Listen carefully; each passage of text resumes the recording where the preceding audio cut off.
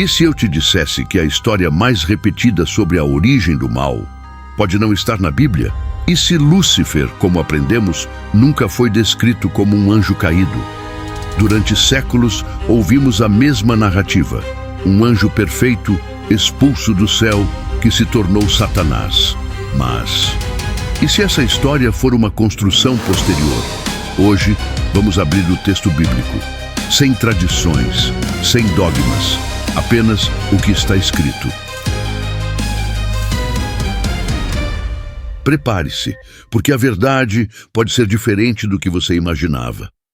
A tradição popular diz que Lúcifer era o anjo mais belo do céu, que se rebelou contra Deus, que liderou 1/3 dos anjos e foi expulso, tornando-se o diabo.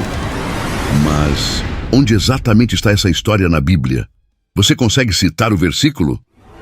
O texto mais usado para falar da queda de Lúcifer está em Isaías 14. Mas o que o capítulo realmente diz? Isaías 14 é uma profecia contra o rei da Babilônia. O nome Lúcifer aparece apenas na tradução latina, Vulgata. No hebraico original, o termo é Helel ben Shachar. Significa estrela da manhã, uma metáfora para um rei arrogante. O texto nunca menciona anjo, nunca menciona queda celestial literal, nunca menciona Satanás. Então, de onde veio a ideia? Outro texto frequentemente usado é Ezequiel 28. Ali encontramos a descrição de um querubim no Éden. Mas, novamente, o capítulo começa dizendo claramente: Filho do homem, levanta uma lamentação sobre o rei de Tiro. O texto é poético, profético, metafórico. A Bíblia utiliza a linguagem simbólica para descrever a queda de reis orgulhosos. Não há afirmação direta de que se trata de um anjo que caiu do céu antes da humanidade. No Antigo Testamento, Satanás não aparece como inimigo absoluto de Deus. Em Jó 1, ele aparece como o acusador, um papel dentro da corte divina. Ele entra e sai da presença de Deus. Não há menção de rebelião anterior, não há narrativa de queda. Ele parece exercer uma função. Isso muda tudo. Entre o Antigo e o Novo Testamento surgem textos judaicos apocalípticos. É nesse período que a ideia de anjos rebeldes começa a se desenvolver. Mas esses textos não fazem parte do cânon hebraico tradicional. A teologia cristã posterior uniu peças diferentes: Isaías 14, Ezequiel 28, Apocalipse 12, e construiu uma narrativa única.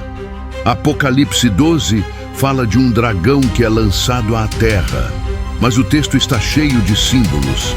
É uma visão apocalíptica, não um relato histórico detalhado do passado. O dragão é chamado de a antiga serpente, mas o texto não conecta explicitamente Isaías 14 com essa cena. A primeira vez que o mal aparece na Bíblia não é no céu, é no coração humano. Gênesis não começa com uma guerra celestial, começa com uma escolha. O mal surge quando a criatura decide agir independentemente do Criador. Orgulho, autonomia, desejo de ser como Deus. Ao longo dos séculos, teólogos conectaram textos dispersos. A tradição se consolidou, mas tradição não é o mesmo que texto. A pergunta não é o que sempre disseram, a pergunta é o que está escrito. Talvez o maior erro não seja acreditar na queda de Lúcifer. Talvez o maior erro seja não examinar. A Bíblia afirma que Lúcifer era um anjo que caiu antes da criação, ou nós assumimos isso? O mal pode não ter começado no céu. Pode ter começado quando o coração decidiu se afastar da luz. E se a verdadeira batalha não for celestial, mas interna? A pergunta não é apenas sobre Lúcifer. A pergunta é sobre nós.